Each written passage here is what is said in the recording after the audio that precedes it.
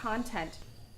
So that's it. Once the steam's been applied, you let it sit with the pins in place until it dries out from the residual moisture from the steam. Unpin it, weave in your ends, and you have a finished garment. So next we'll have pin and spritz blocking next, which is a simple procedure, very similar to this, and we'll be doing that shortly.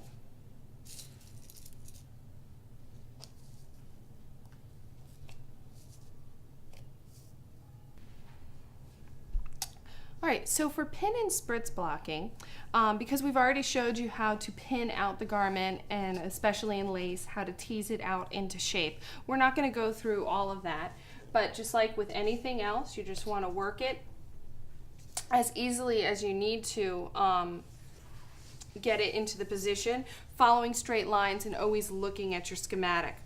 Once it's been pinned, you take a spray bottle. I like to use purified water. Not bottled water, just water that runs through the purifier at the house.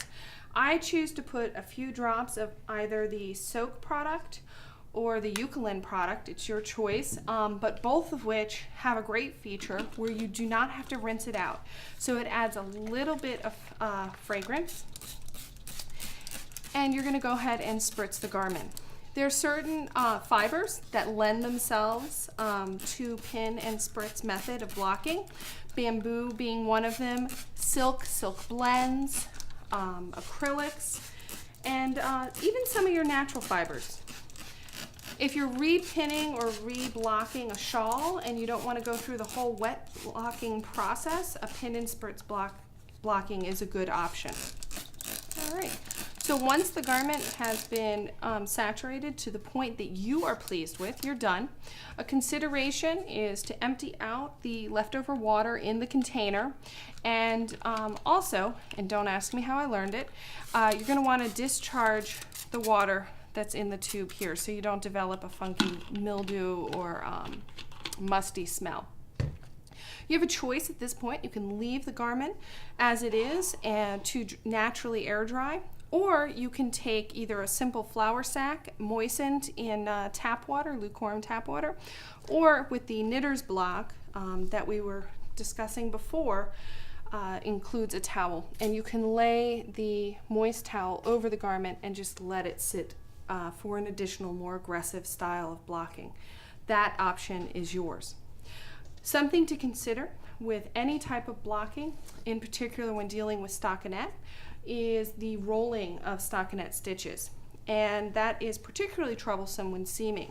So you always want to make sure when pinning, whether pinning or spritzing, to unroll and tease it out. And that's why the things like the knitter's block and the blocking board have the material on them, and this way it eases in seaming. So speaking of seaming, and especially seaming on edges where there's curves and stockinette, I have a great review for you coming up. I'll be reviewing a darning egg contributed by That Darn Egg. I can't wait to share the information with you. From our review basket today, we have a contribution from Stormy Autumn's Etsy shop, That Darn Egg. Stormy Autumn's Etsy shop features two types of egg, the goose egg size seen here and the chicken egg size.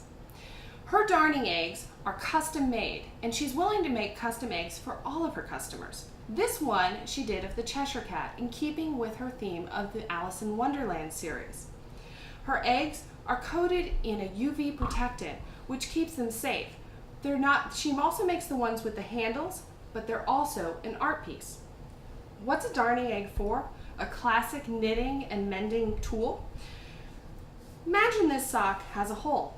If I merely seam it here, I've created an uncomfortable ridge for me to walk on.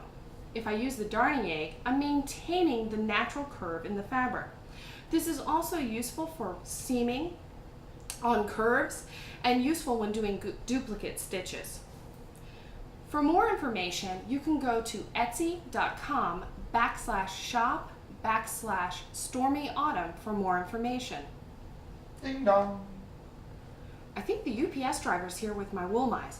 When I get back, we're going to look into the mailbag and see what you have to say. I'll open this later. Let's take a look in the mailbag. A viewer has asked if it's necessary to reblock a knitted item every time. To simplify, yes. Knitted items have a memory. And when we block, we're tricking that memory. A simple sweater may only need to be blocked to prevent curling and to maintain its shape, whereas an intricate lace shawl may need to be blocked more aggressively to open up the stitches and show your beautiful work. In regards to knitted gifts, many non-knitters are familiar with basic garment care for knitted items, blocking sweaters on towels or in racks inside a dryer. If you've taken the time to knit a shawl for someone special, you may want to offer your blocking as a service for part of the gift, or offer to show them how to do it themselves. This is more important for an intricate lace shawl rather than a prayer shawl or simple stole. I really want to hear from you. I want to hear your comments, what you want to see, and what you like or don't like about the show. Feel free to contact me on Ravelry, where I'm Sydneyknits, or on the entangledenchantedentwined.com website. Thank you again for watching another episode of E3. Please leave your comments for this show on the website page.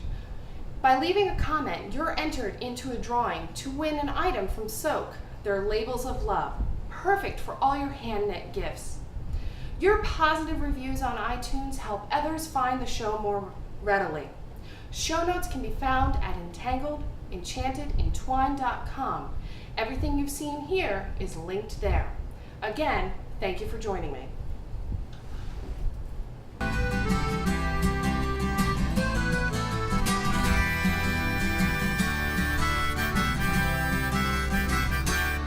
But there's nothing like that first time when I was resting, I'll be fine. Maybe if I just had one more line spinning my wheels. A little is a lot, but it's never enough for me. A little is a lot, but it's never enough for me.